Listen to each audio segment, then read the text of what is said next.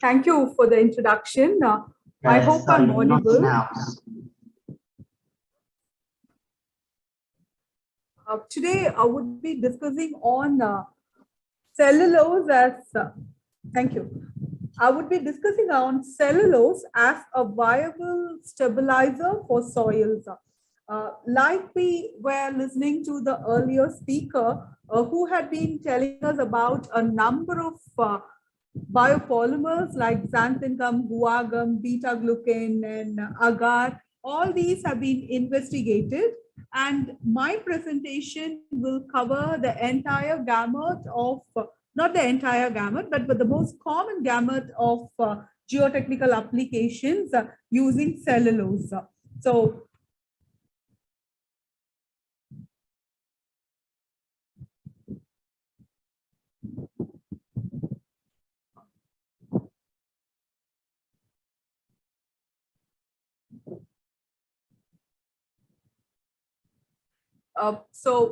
we all know that today the biggest problem is the carbon emissions.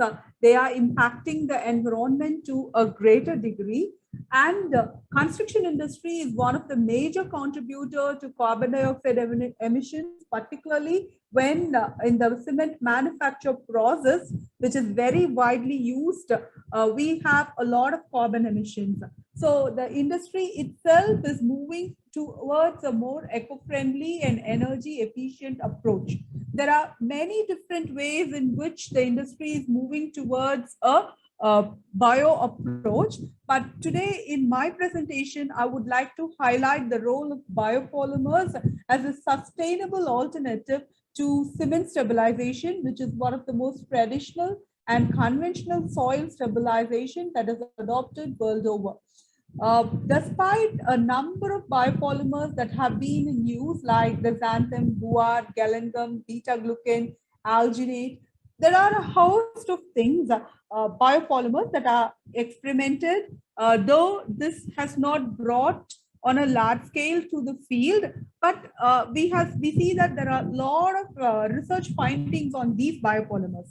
But on cellulose, though it appears to be the most abundant biopolymer, we see that the research is very limited. So we have taken up this topic of using cellulose in the form of sodium carboxymethyl cellulose. This is a commercially available cellulose product for improving the properties of the soil.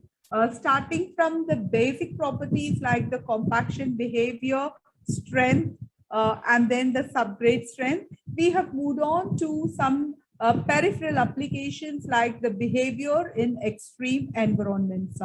All of these tests are supported by morphological study using SEM, and then chemical analysis using XRD and FTIR.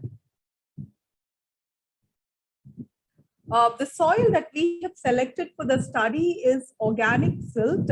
It has 13.6% organic content. It is a low compressible soil with a specific gravity of 2.33 and a liquid limit less than 50 with a differential swell index of 35%. This soil has been improved using carboxymethyl cellulose. The primary reason for using the sodium carboxymethyl cellulose is that it is soluble in water, which makes it easier in large-scale geotechnical applications. So we have procured this, as I said earlier, this is a commercially available form of cellulose. We have procured this cellulose from Amster Microcell Private Limited, and it's a white fibrous powder with a pH of 6 and a viscosity of 222 centipoise. The average particle size is 398 micrometer, and it has a density of 1.6 gram per cc. So these are the basic properties of the material that we have used to stabilize the soil.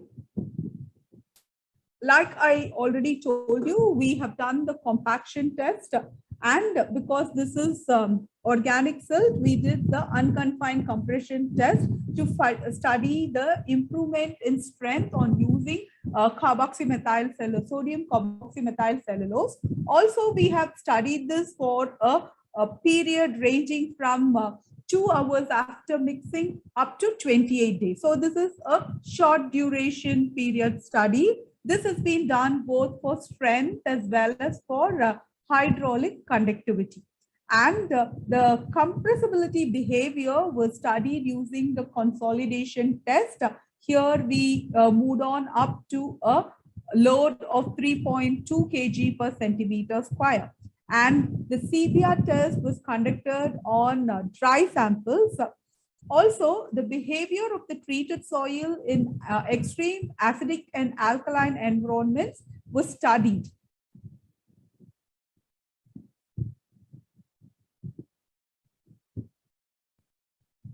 We start with the compaction behavior. So now here, as in any biopolymer, the optimum moisture content increases with the dosage. So we use dosages of 0.25, 0.5, 0.75 and 1%. This was fixed by a trial and error study. So in the trial and error, in the primary preliminary investigation, we started from 0.25% and we moved up to 1.4%. And then we saw that the strength decreased beyond 0.5%. So we limited our study to a dosage range of 0.25 to 1%. So based on that criteria, we have limited all the presented studies between 0.25 to 0.25 to 1%. We see that OMC slightly increases and the dry density also marginally reduces. For the untreated soil is 16.8 kilonewton per meter cube. And when we added up to 1% of NaCMC, we see that it decreased to 14.9 kilonewton per meter cube. As far as the optimum moisture content was concerned, that is the moisture content at which we had the maximum density, there was not much change. That is, for the untreated soil, it is 17.5%. For 0.25% of biopolymer addition, it is 17.6%. And at the maximum dosage of 1%, it is only 17.8%. So, which means that this soil is not sensitive to moisture changes, which makes it more applicable in the field. And then the strength test, we did the unconfined compression strength test. This is one of the most easiest tests to get a better understanding of the stabilization on the soil. So here I have presented the stress strain curves for different curing periods that has been investigated. So now from the stress strain curves, we can see that for early periods of curing, we see that there is not much variation in the strength. And all the soils show more plastic behavior with a gradual stress strain response. And as the soil tends to, after aging, it tends to stiffen, and there is a gradual increase in the, the rate at which the load is resisted. So based on the curves, we can see that the failure strain decreases with the dosage and with the curing period. So it gets stiffer with the increase in the sodium carboxymethyl cellulose content, and also with aging, we see that there is a decrease. So from 6.25% at 0 days of 0.2%, 0.25% additive, it is reduced to 3.95% after 28 days when the additive is 1%. So that is the range in which it has stiffened, and we see that the resistance happens a little earlier. So mimicking on the curves, we can see that the stiffness also increases. So the stiffness has been observed to increase maximum in the case of 0.5% addition. So we see that we see that here this failure modulus, which is the modulus at failure or the maximum load, has increased with the dosage, and it has also increased with the curing period. And then we have the unconfined compression strength. So here we can see that when the soil is tested initially after mixing, that is, we gave it a curing time of 2 hours so that to ensure that the basic reactions start. At this phase, we see that the strength is more or less the same. For 0.25% of cellulose addition, the strength was 205 kilonewton per meter square, and it increased to a maximum at 0.5% addition, which is 219 kilonewton per meter square, gradually reduced to 215 kilonewton per meter square when it was 1% addition. And on the 7th day, we saw that there is an increase of nearly 16.1% in the strength of the treated samples. So here we saw that 0.25%, it was 248, and 0.5% 288 kilonewton per meter square, and 1% 239 kilonewton per meter square. And on further increase in the curing period, the rate of increase in strength decreased, though there was a hike in strength. For example, on the 14th day, for 0.5% of sodium carboxymethyl cellulose, the strength was 246 kilonewton per meter square, but 296 kilonewton per meter square. But this change is lesser. It is approximately 2.7% compared to the change in the strength from 0 to 7 days. Similarly, when we moved on to 28 days, the strength increased, but the rate of increase was very marginal. So we can say that it sort of stabilizes with the days of curing. And here we see that the 0.5% gave the maximum strength for all the curing periods that have been investigated. In a biological material like cellulose, or for that matter, any of the biological material that we are using, there is always the possibility of deterioration, or we cannot be very sure, as in the case of trial tested materials like lime or cement, on the long-term performance. So we have made it mandatory to study at least for a short period of time to see that this action is there throughout the time period that is investigated. And then we have moved on to subgrade strength. Subgrade strength, see, any soil stabilization method, be it lime stabilization or cement stabilization, the most important application is in the improvement of the subgrade. So here we saw that the strength was maximum for 0.5%. So we compared this 0.5% and saw what would be the increase in the CBR. So for soil, the CBR was 4.76, less than 5%. It was a very poor subgrade. And then on adding 0.5% of sodium carboxymethyl cellulose, we saw that it improved to 6.34%. And this test was conducted after 2 hours after mixing. So even in the initial time, it gave a fairly good hike in the strength. So the subgrade quality moved from very poor to fair, indicating that cellulose can be used as a stabilizer for improving the subgrade strength. It can be a highway pavement or an airfield pavement, or for any of these applications. So now we had an increase in strength. To understand how this increase in strength has happened, we see that we just sort of represented the change in the soil matrix through a schematic diagram here. So here we have the soil particles that are not stabilized. And then when we add sodium carboxymethyl cellulose, we see that because of its gelling tendency with water, there is a viscous binding within the particles, and over a period of time, it starts to form thread-like structures here. So this helps in binding the particles together.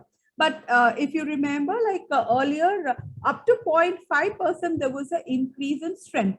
But beyond 0.5%, we saw there was a slight decrease in strength. So that happens because we see that the viscosity increases. And as the viscosity increases, this gel that is holding the soil particles prevent interparticle contact. Thereby, the strength decreases beyond the optimum percent. So now here are some images for the morphological study. Here I have shown the soil at different magnifications. And then here I have shown the soil that is treated with 0.5% cellulose. So you can see here that the gel threads are formed.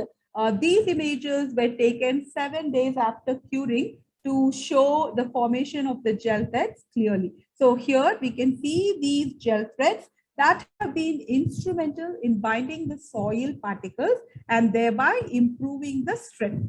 So now to ascertain if there are any new chemical compounds that are formed, we conducted the FTIR and XRD tests. Both the XRD and FTIR tests showed that there is no formation of new compounds. When we worked on xanthan gum and guar gum, we saw the formation of CSH. But in this case, when we worked with cellulose, we did not see any formation of new materials. So it was more a physical interaction that caused the increase in strength. So these fiber threads basically led to the enhancement of the soil particles. Professor Sujatha, sorry for interrupting. Can I ask you to kindly wrap up so that we can catch up with the rest of the books? Yes. Just, can I take a minute? Yes, please. Thank you. Okay. So the next property is the hydraulic conductivity, and we saw that the hydraulic conductivity was lesser than soil for all dosages and for all durations. And then we had the consolidation characteristics. We see that the coefficient of consolidation and compression index reduced with the dosage, but the swell index showed a very slight increase from 0.05 to 0.08. That is because of the tendency of cellulose to form gel and move the particles apart.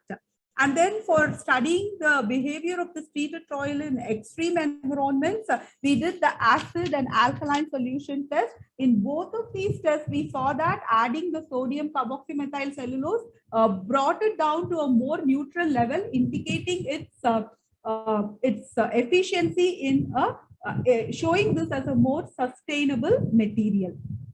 So to conclude, I can say that this has proven to be a very good alternative biopolymer to improve not only the strength, but also to have a well-drained medium to improve the substrate properties. And also it can handle extreme environments to a greater degree so that the foundations or any substructures that are formed are not affected. So these are very viable materials for large-scale geotechnical applications. Thank you. Thank you very much, Professor Sujatha. Thank you. We will take questions at the end of the session in favor of time. I think the next speaker is probably myself.